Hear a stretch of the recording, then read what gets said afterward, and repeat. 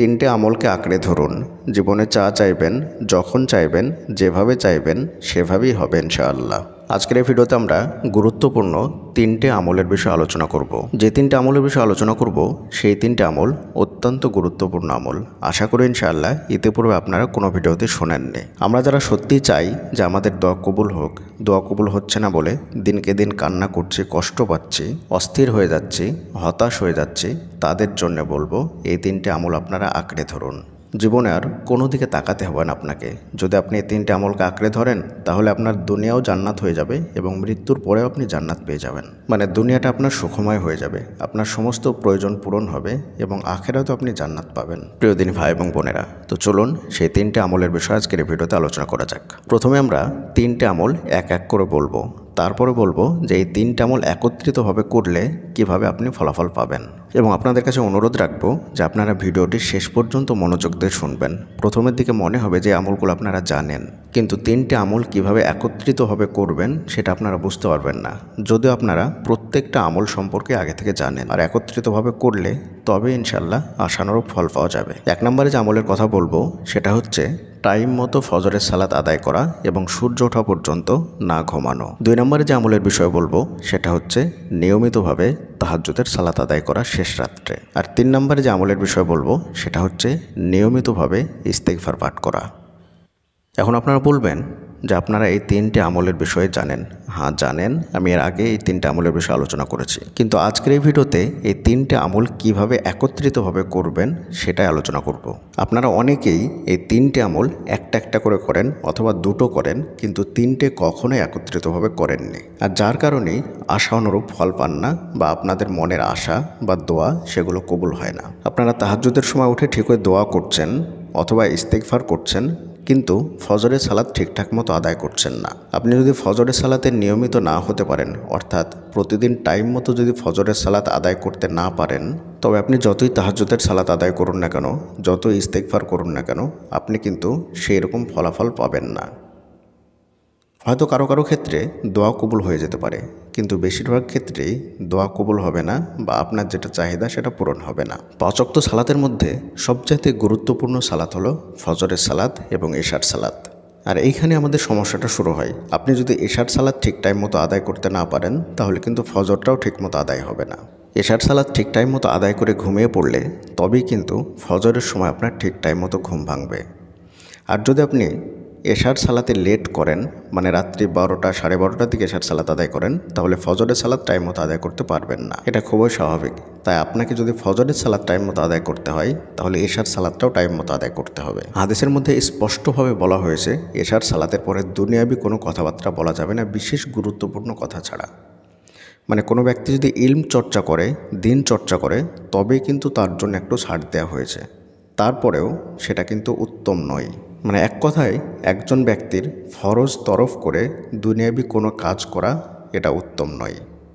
মানে ইসলাম এটাকে ছাড় দেয় না। বিশেষ করে তার যদি আশঙ্কা থাকে যে আমি যদি কোনো কাজ করি তাহলে ফজরের সালাত কাজা হয়ে যাবে, তাহলে তার জন্য কোনোভাবে এটা ছাড় নেই। একজন ব্যক্তি যদি কোনো আমল না করে, শুধুমাত্র ফজরের সালাতটা ঠিক টাইম মতো আদায় করে এবং সূর্য ওঠা পর্যন্ত না ঘুমায়, তাহলে তার জীবনের সমস্ত চাহিদা আল্লাহ তাআলা পূরণ করে দেবেন। মানে তার জীবনে রহমত এবং বরকত দ্বারা পরিপূর্ণ করে দেবেন। সে যদি স্টুডেন্ট হয় তাহলে তার স্টুডেন্ট লাইফে সবসময় সে ভালো ফলাফল করতে থাকবে। সে যদি ব্যবসায়িক হয় তাহলে আল্লাহ তাআলা তার ব্যবসায় ভরপুর রহমত বরকত দেবেন। তার শরীরে কোনো অসুখ থাকবে না, কোনো বিমার থাকবে না, কোনো রোগ থাকবে না, তার মানসিক কোনো রোগ থাকবে না, শুধুমাত্র ফজরের সালাত সে যদি ঠিক টাইম মতো আদায় করতে পারে। একজন ভাইয়ের গত কয়েকদিন ধরে আমি কয়েকটা ভিডিও দেখছিলাম, যদিও আমি তাকে খুব একটা বেশি চিনি না, তবে তার ভিডিও দেখে যতটুকু বুঝলাম তিনি উচ্চশিক্ষিত এবং বাংলাদেশের কোনো একজন ক্যাডার হবেন তিনি।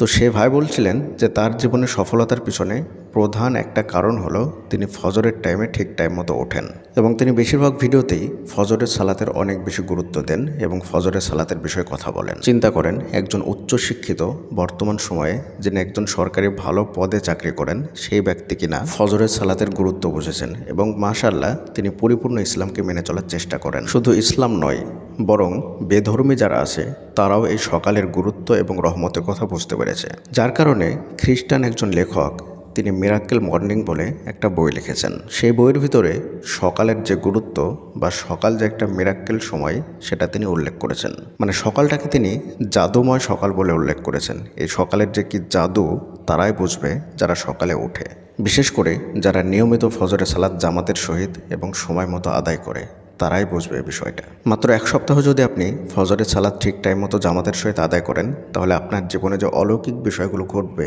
সেটা আপনি কল্পনাও করতে পারবেন না। তো যাই হোক, এবার বলবো যে 3টে আমল একসঙ্গে কিভাবে সুন্দরভাবে করতে পারবেন।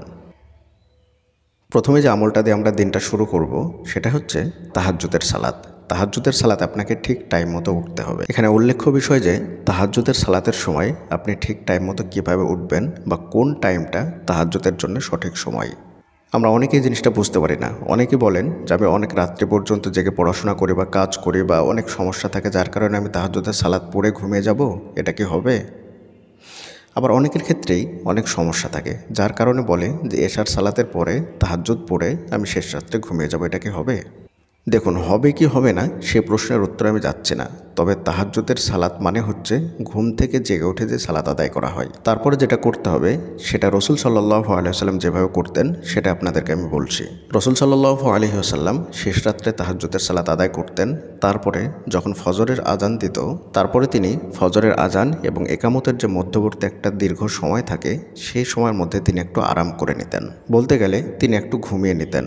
তারপরে উঠে পুনরায় তিনি ফজরের সালাত আদায় করতেন এবং সূর্য ওঠা পর্যন্ত এই সময়ের মধ্যে তিনি জিকির আজকার করতেন। মানে এক কথায় যে আমলটা আমরা উল্টা করি, যার কারণে অনেকে আমরা তাহাজ্জুদের সালাত আদায় করি, তারপরে ফজরের সালাত আদায় করি, তারপরে আমরা আরাম করি। মানে সূর্য ওঠার আগ মুহূর্তে যে সময়টা কাকভোর বলা হয় সেই সময়টা আমরা ঘুমিয়ে কাটিয়ে দেই। এজন্যই কিন্তু আমরা আশানুরূপ ফলটা পাই না।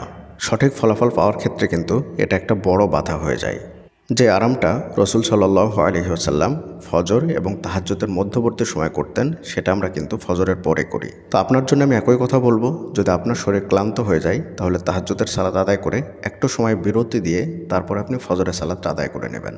ফজরের সালাতের যে সঠিক সময় সেই সময় ফজরের সালাতটা আদায় করবেন, তারপরে আপনি কিন্তু আর ঘুমাতে পারবেন না। তাহলে খুব অল্প সময়ের মধ্যে ফ্রেশভাবে আপনি 3টে আমলই করতে পারবেন। প্রথমে শেষ রাত্রে উঠে আপনি তাহাজ্জুদের সালাত আদায় করলেন, করার পর একটু আরাম করলেন, তারপরে আপনি ফজরের সালাত আদায় করলেন। ফজরের সালাত আদায় করার পরে সূর্য ওঠা পর্যন্ত এই পুরো সময়টা আপনি ইস্তেগফার করে কাটিয়ে দেন এবং ইস্তেগফারের সঙ্গে সঙ্গে সকাল সন্ধ্যার যে জিকির আজকারগুলো আছে সেগুলো আপনি এই সময়ের মধ্যে করে নেবেন। তারপর আপনার দৈনন্দিন দুনিয়াবী যে কাজ আছে, আপনি যদি স্টাডি করেন, ছাত্র হয়ে থাকেন তাহলে পড়াশোনায় লেগে পড়ুন, আর যদি আপনি ব্যবসায়িক হন অথবা চাকরিজীবী হন তাহলে আপনি আপনার কাজে লেগে পড়ুন। বিশ্বাস করুন, আল্লাহর কসম করে বলছি, আপনি যদি একদিন এইভাবে করেন তো সেই দিনটা আপনার কেমন যায় আপনি দেখবেন। সারাদিন আপনি অ্যাক্টিভ থাকবেন, পুরো শরীর ফ্রেশ থাকবে, পুরো মাইন্ড ফ্রেশ থাকবে। 50 বছরের যদি আপনার মাথায় কোনো চিন্তা থেকে থাকে যে গত 50 বছর ধরে আপনার একটা টেনশন মাথা থেকে যাচ্ছে না, আপনি একদিনে আমলটা করবেন, দেখবেন যে সেই দিনটাতে আপনার টেনশন পুরো গায়েব হয়ে গিয়েছে।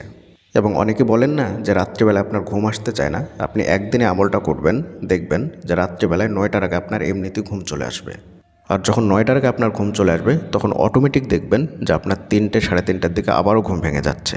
মানে আপনি যখন আপনার জীবনকে শরীরকে উল্টাভাবে পরিচালনা করবেন তখন আপনার শরীর আপনার জীবন আপনাকে উল্টাভাবে পরিচালনা করবে। আপনি একদিন সোজাভাবে আপনার শরীরকে পরিচালিত করুন, দেখবেন যে আপনার শরীর অটোমেটিক আপনাকে সোজাভাবেই পরিচালিত করবে। সকালবেলা যে ব্যক্তি ঘুম থেকে ওঠে না, শয়তান তার কানে পেশাব করে দেয়, তার চুলে গিট বেঁধে দেয়। যে ব্যক্তির ঘুম ভাঙছে সকালবেলায় শয়তানের সাথে, তাহলে তার দিনটা কিভাবে ভালো যেতে পারে? তার মাথায় টেনশন থাকবে না এটা হতেই পারে না, তার জীবনে সমস্যা থাকবে না এটা হতেই পারে না। যার ওঠা বসা, যার চাল চরিত্র শয়তানের মতো, তাহলে তার জীবনটা কিভাবে শান্তিময় হতে পারে? তার জীবনে অভাব দূর হবে না, তার দোয়া কবুল হবে না, তার কোনো কিছুই ঠিকঠাক মতো হবে না। আমি আপনাকে বলছি জাস্ট আপনাকে কোনো আমল করতে হবে না, এই আমলগুলো আপনি সঠিকভাবে করে দেখুন, দেখবেন যে আপনার জীবন একবারে পরিবর্তন হয়ে যাবে। এখন অনেকেই বলবেন যে আমার বাড়িতে এটা সম্ভব নয়। আরে ভাই, আপনার ফ্যামিলি জাহান্নামে যাক, কিন্তু আপনি কি জাহান্নামে যাবেন? আল্লাহ সুবহানাহু ওয়া তাআলা রসুল সাল্লাল্লাহু আলাইহি ওয়াসাল্লাম যেই তরিকা, যে রাস্তা বলে দিয়েছেন সেটা করার পরে যখন আপনি দেখবেন যে ফলাফল পাচ্ছেন না, তার মানে আপনি সেই রাস্তাটা ভুলভাবে ব্যবহার করছেন। প্রিয়দিনী ভাই এবং বোনেরা, আজকে থেকেই এই আমলগুলো শুরু করে দিন, দেখবেন জীবনে শুধু শান্তি আর শান্তি। যেদিকেই তাকাবেন সেদিকেই শান্তি। ঘোড়ার মতো ছুটতে থাকবেন, মনে হবে শরীরে কত শক্তি, মনোবল বেড়ে যাবে, কোনো কিছুকে আপনি আর পরোয়া করবেন না, একদম জোশ চলে আসবে, নিজেকে অনেক ফ্রেশ মনে হবে, নিজেকে অনেক অ্যাক্টিভ মনে হবে, নিজেকে অনেক সুন্দর মনে হবে, চেহারার উজ্জ্বলতা বেড়ে যাবে, চোখের পাওয়ার বেড়ে যাবে, সব কিছু সুন্দর হয়ে যাবে। পরিশেষে আল্লাহ তাআলার নিকটে দোয়া করি, আল্লাহ তাআলা যেন আমাদের সকলকে এই বিষয়গুলোকে সঠিকভাবে বোঝার এবং সে অনুযায়ী আমল করার তৌফিক দান করুন। আমিন। আসসালামু আলাইকুম ওয়া রাহমাতুল্লাহি ওয়া বারাকাতুহু।